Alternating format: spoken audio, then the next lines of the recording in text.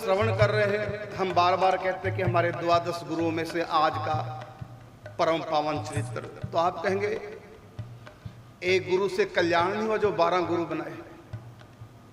एक प्रश्न है, क्या एक गुरु जी कल्याण नहीं कर पाए जो 12 गुरु कर दिए?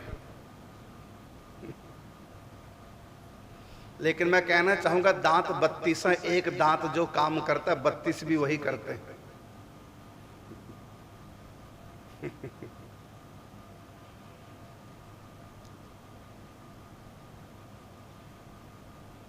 दरअसल काम तो एक ही गुरु जी से होता है, गुरु कभी 2 होते ही नहीं, 2-4 गुरु नहीं, गुरु एक ही होता है, उसका नाम है कृष्ण मंदे जग, वही गुरु तत्व परमात्मा अनेक संतों के भीतर बैठ करके साधकों को संभालता है।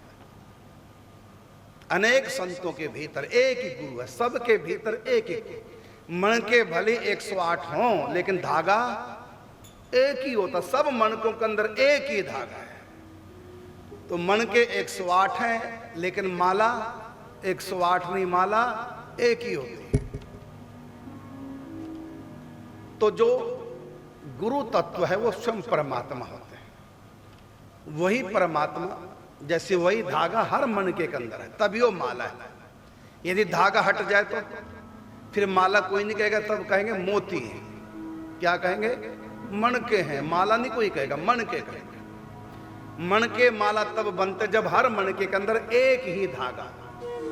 तो जितने भी 12 संत हैं ये मन के हैं और इनके भीतर सबके एक ही गुरु रूपी धागा है, वही है कृष्ण वंदे जगत गुरु, वही शिव तत्व है। भगवान श्री कृष्ण का जो गुरु रूप है वो शिव तत्व है। जितनी भी हमारी आगम विद्या है सब भगवान श्री कृष्ण ने शिव रूप से ही इनका प्रचार प्रसार किया। यो वै विष्णु स वै रुद्रो यो रुद्र स पितामह, एको मूर्ति स्त्रियो देवा रुद्र विष्णु पितामह, एक ही परमात्मा अनेक रूपों में। तो भगवान कृष्ण वंदे जगत गुरु में, क्योंकि गीता का ज्ञान दिया है, सनातन धर्म का संपूर्ण ज्ञान गीता में 700 श्लोकों में समेट दिया, इसलिए भगवान श्री कृष्ण कहलाए जगत गुरु।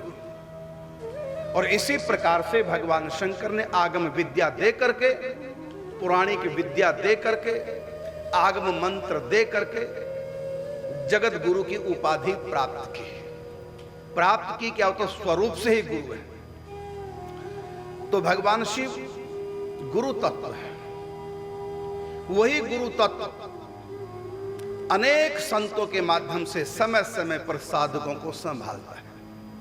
इसलिए भगवान ने कहा, ये नहीं कहा कि एक ही संत का संग करना, क्योंकि मैं उत्तर दे रहा हूं कि क्या एक गुरु से कल्याण नहीं हुआ जो 12 बनाए, इसका उत्तर सर।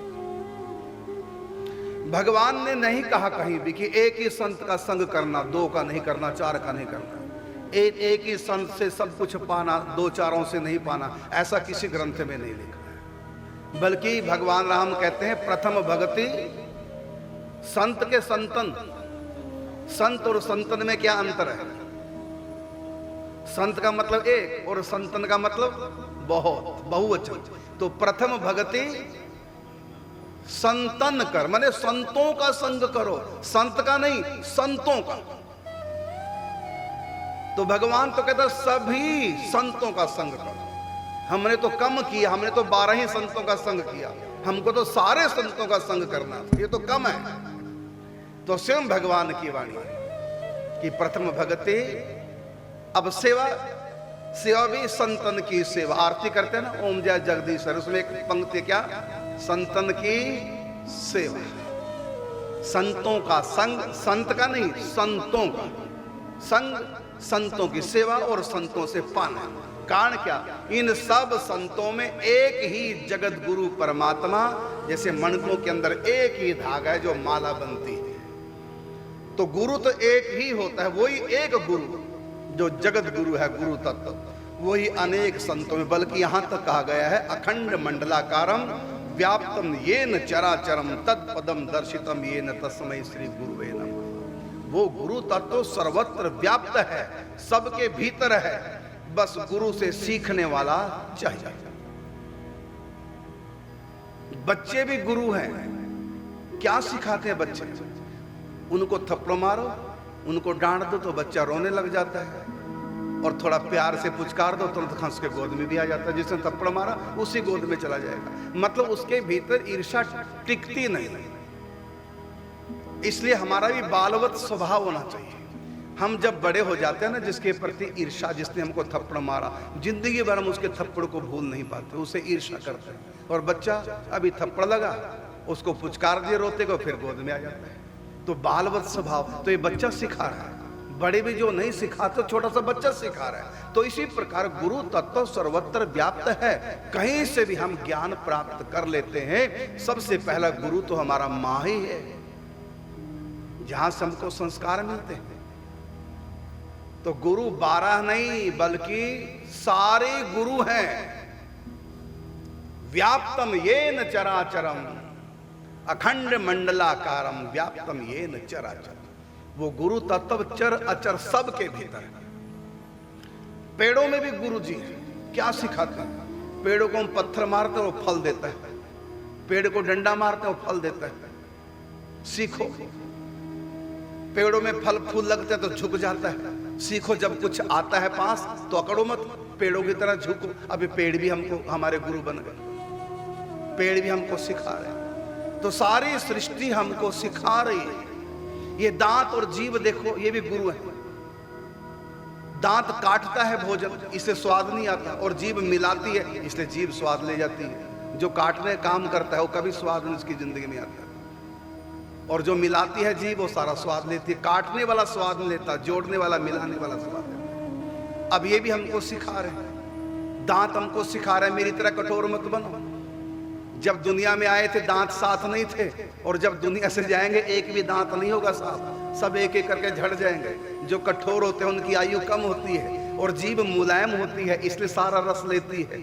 जन्म से साथ ही, मरते दम तक साथ ही रहेगी। जो मुलायम लोग हैं, विनम्र लोग हैं, कोमल लोग हैं, वो हमेशा साथ देते हैं, और जो कठोर हैं वो थोड़ी देर के लिए काम आते फिर भाग जाएंगे। तो दांत भी हमारे गुरु हैं, सिखा रहे हैं कि काटने वाला मत बनो।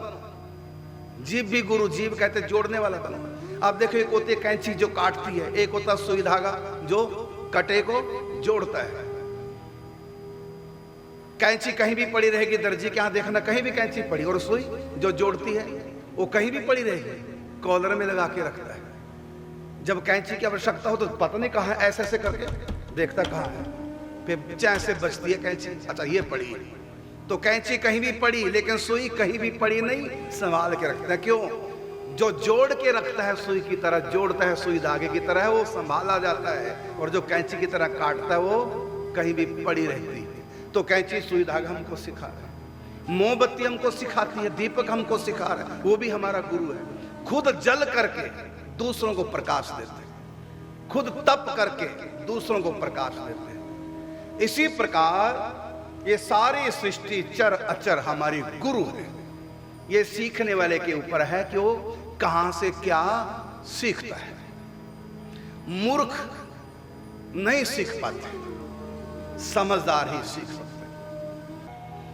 तो हमने तो 12 ही बनाए हैं। मैं तो कहता हूं ये हमारी कमजोरी है, जो 12 को ही हमने गुरु माना। गुरु तो सारी सृष्टि है, सब कुछ ना कुछ सिखा रहे हैं।